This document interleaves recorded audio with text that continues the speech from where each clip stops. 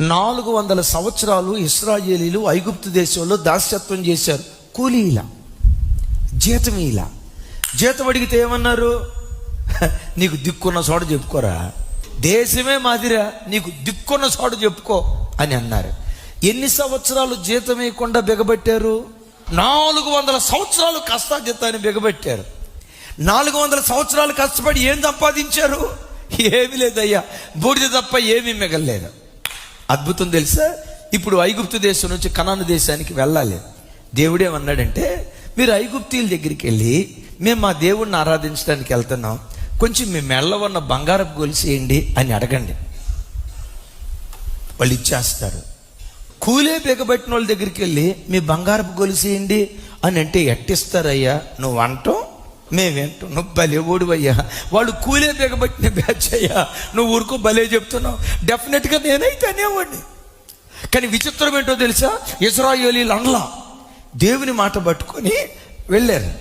వెళ్ళి, మేము కనాను దేశానికి మా దేవుని దగ్గరికి వెళ్తున్నాం, నీ మెల్లో బంగారు గొలుసు ఉంది కదమ్మా, కొంచెం నాకు ఇయ్యమ్మా అని అంటే, మీరు కనాను దేశానికి వెళ్తున్నారా? బంగారు గొలుసే కాదు, నా చెవులకు పోగులు ఉన్నాయి, నా చెవులకు బుట్టలు ఉన్నాయి, నా చెవులకు సైకిల్ టైర్లు ఉన్నాయి, ఇదిగో సైకిల్ టైర్లు కూడా తీసుకోండి, బుట్టలు కూడా తీసుకోండి. విచిత్రం ఏంటో తెలుసా? ఐగుప్తు దేశపు ఇళ్లల్లో ఉన్న బంగారం అంతా ఇశ్రాయేలీల చేతుల్లో పడితే రాత్రికి రాత్రే బహు ఆస్తితో కనాను దేశానికి బయలుదేరారు.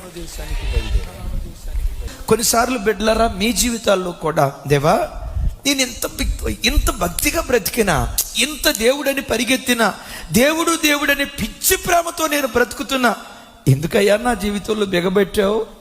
ఎందుకయ్యా నన్ను చెన్నచూపు చూసావు? ఎందుకయ్యా నా ప్రార్థనకు జవాబు ఇవ్వలేదు? ఎందుకయ్యా నా ప్రార్థనకు తగిన ప్రతిఫలం ఇవ్వలేదు? నువ్వు బిగబట్టినట్లున్నావే అని కొన్నిసార్లు నీ జీవితంలో నువ్వు కూడా అనుకుంటావు. ఒక్క మాట గుర్తుకు తెచ్చుకోండి, బిగబట్టి ఒకరోజు గుప్పెళ్ళు విప్పుతాడు, పొంగి ప్రవహించేటట్లుగా దేవుడు కార్యం చేస్తాడు. నమ్మండి మాట. బిగబట్టి ఒక్కసారి గుప్పెళ్ళు విప్పుతాడు. బిగబట్టాడు ఒక్కసారి విప్పాడు. నీ జీవితంలో కూడా దేవుడు ఆ కార్యం తప్పకుండా జరిగిస్తాడు. ఆ రోజు వరకు ఓపికతో ఎదురు చూడు. బిగబట్టాడు, అయ్యా ఎంతకాలం బిగబడతావు? విసిగిపోవద్దు.